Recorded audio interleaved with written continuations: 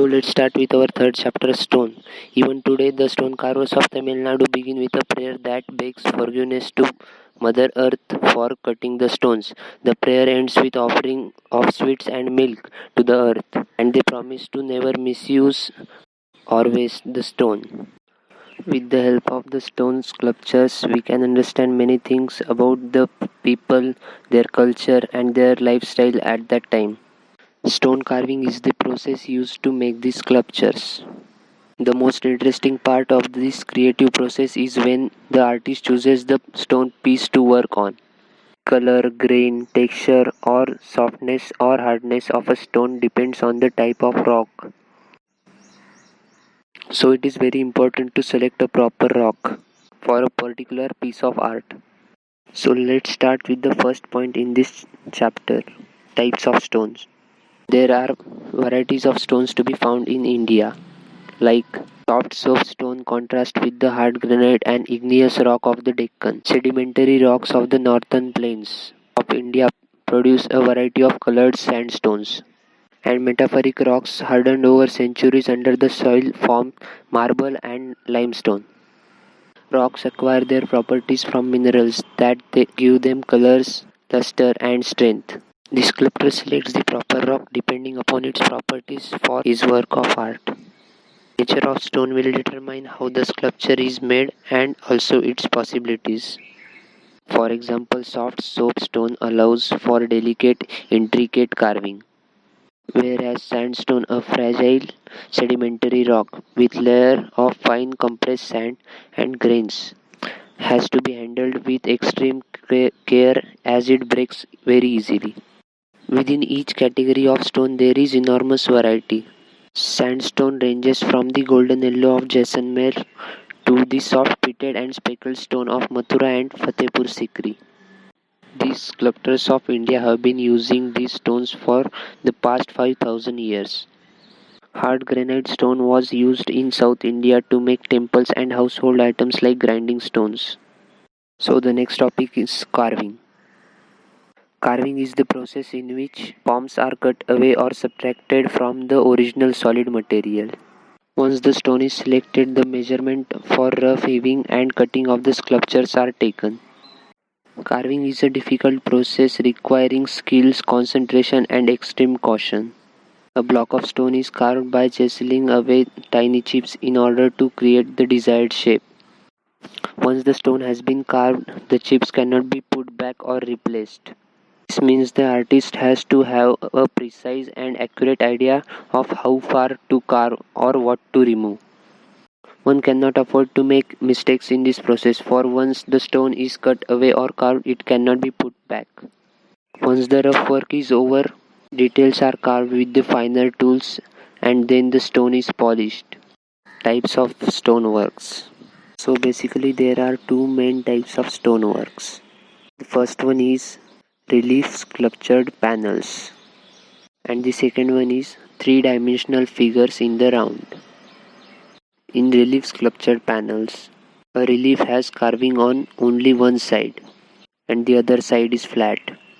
The carving can be shallow or deep, while the other side is flat and is usually embedded into the masonry work of the building. A low relief can be 1 to 3 cm deep and high. Relief can almost look like a three-dimensional sculpture. Next is three-dimensional figures in the round. So basically these are the three-dimensional figures and can be viewed from the all sides. So our next point is stone sculptures through the ages. At Bhimbetka in Madhya Pradesh, there are number of rock shelters of the Stone Age period. Early inhabitants lived in the natural caves and created fine tools and flints of the agate and other natural stones in the area. Another example of the stone carving is at Ellora in Maharashtra. There are Hindu, Buddhist, and Jain rock cut shrines. Kailash temple at Ellora of the 9th century is the entire temple that was carved out of a natural hill. The artist started work from top and carved downwards. Ecometric and floral designs were made to decorate places and tombs during the medieval period. Mughals in the 16th and 17th century built some of the most beautiful buildings in the world like Taj Mahal at Agra. The next point is stoneware. Here they have given some examples of important sculptures in India. Rajasthan is famous for delicate jali work for domestic architecture in yellow and pink limestone and white marbles. Sculptors of Karnataka carve images, panels of gods and goddesses, ornaments, bowls, vases, and bookends from variety of stone available in the state. In Madhya Pradesh, the soft marble rock of Beda Ghat on the banks of Narmada provided craftsmen with an excellent raw material to make carved panels and boxes. Uttar Pradesh is one of the leading producers and exporters of stoneware in India. Soft marble and soft streaked Gorahari stone of many shades are inlaid with semi-precious stones. Inlaid tabletops, plates, and decorative items are produced in Agra. Tamil Nadu. Famous stone sculpture centers have been established in many places such as Mahabalipuram, where training school has trained a number of young artists in traditional stone carving techniques and in making statues. The next point is patrons of crafts. Ananda K. Kumaraswamy in his book entitled The Indian Craftsman describes the craftsmen of India and Sri Lanka that he had studied in early 20th century. He divided crafts communities into the following categories. First, those who lived and worked in the village. Second, those who traveled from village to village and towns. Third, those who lived and worked in towns. And fourth, craftsmen who were employed by the ruler in the royal workshops. In first category, those who lived and worked in the village, there were mainly potters, carpenters, stone sculptors, and goldsmiths who lived and worked often in their homes. In the second category, those who moved from villages to villages for work. Some artisans like blacksmith even today are moving places to places for their work. The third category in the town. While the artists in the villages worked as a family, individual artists in the towns formed guilds to protect their interest and ensure the quality of work. Many artists moved to town for their occupational interest. The fourth category is in the court. Through the ages, rulers tried to attract well-known performing artists and craftsmen in sculptors to work in their court. Growing up as an artist. Living and growing up in a family of artists enables a young child to acquire skills and sensibilities from her or his parents and grandparents.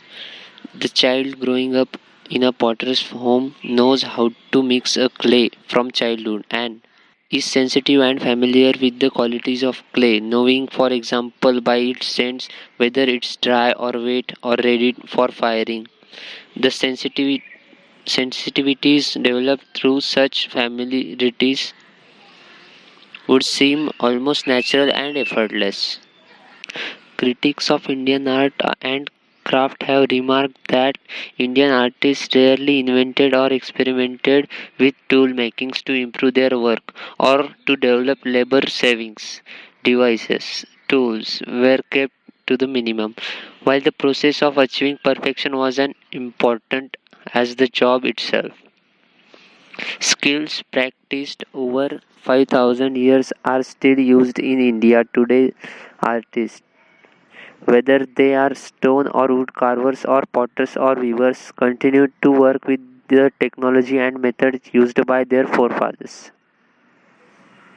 Contemporary demands. In Mahabalipuram, the sculptors make certain figures which they feel have demands. They also execute orders received from various organizations like temples. There is a preponderance of so-called traditional iconographic forms. Gods, goddesses, the elephant god and Ganpati, and the whole gamut of religious figurines. The background to this is College of Traditional Art and Architecture, where traditional iconography and architecture is taught.